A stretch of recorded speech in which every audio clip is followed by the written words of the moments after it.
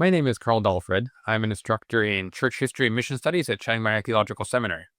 In this video series, we're going to take a broad overview of the history of Christianity in Thailand, from the entry of Roman Catholic missionaries in the 1500s through the entrance of Protestants in the early 1800s, all the way up to today. We'll mainly be focusing on Thai Protestant history in the period from the 1800s up through the present. The Catholic history after that time is an interesting story, but that's not what we're going to focus on in this video series.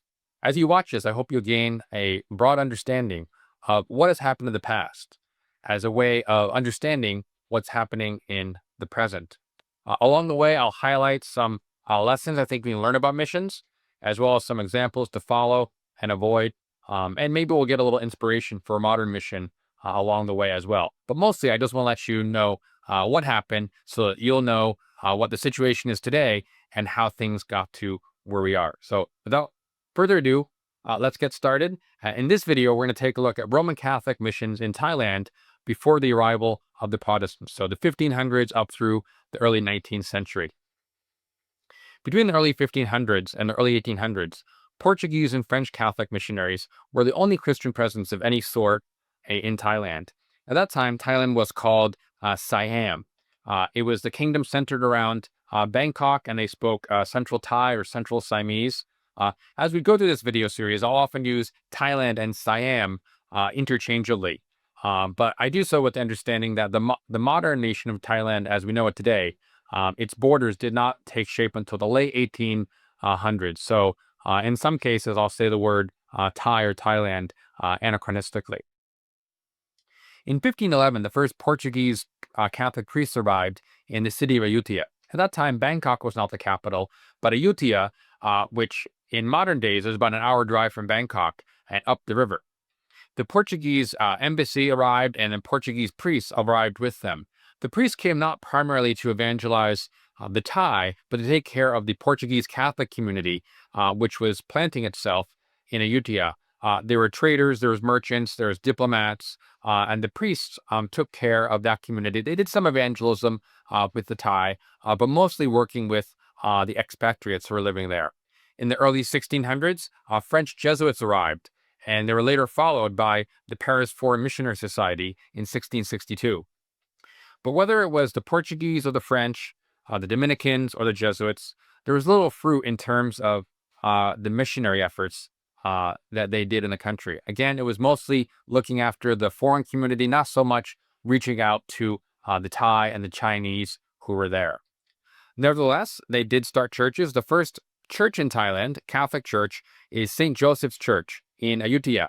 It was established in 1666, and if you go to Ayutthaya today, you can still visit the building and see it. There's a small Catholic community which is continuing in Ayutthaya now, dating back to the Portuguese and the French presence in the 1500s and the 1600s. In the 1680s, there was a change in relations between European powers and the Thai. The French sent a diplomatic delegation to the court of King Narai. At this point, the capital was in Lopburi, which is about 180 kilometers north of present-day Bangkok. King Narai received the French delegation, and in reply, he sent a Thai delegation to the court of France.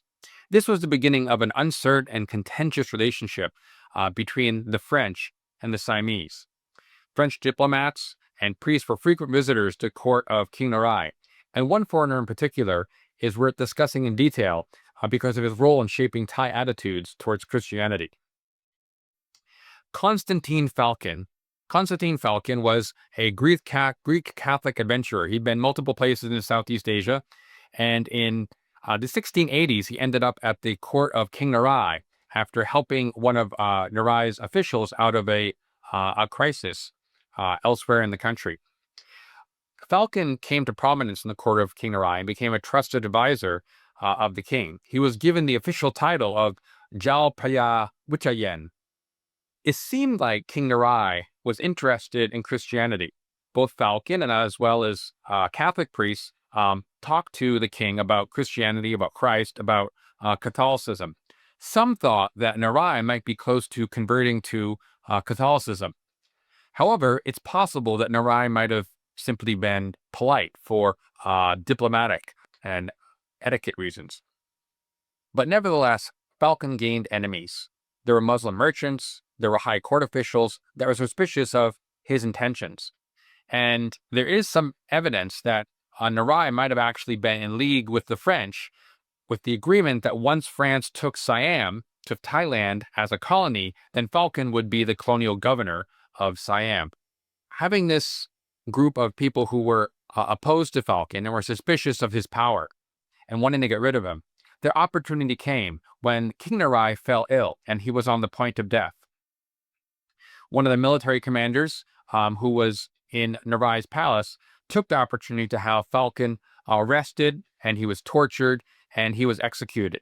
Also, the young son of King Narai was also executed because the son had become close to Falcon as well. The French priests were driven out of Ayutthaya. French troops, which were located further south in the country, they were also ejected from the country. The small community of Siamese Catholics, they were afraid. There was a small community to begin with. There weren't very many of them, but they were afraid. They didn't know what was going to happen to them. They lay low for quite some time. These events and the tension surrounding them created feelings of resentment on the part of the Thai. They felt like the French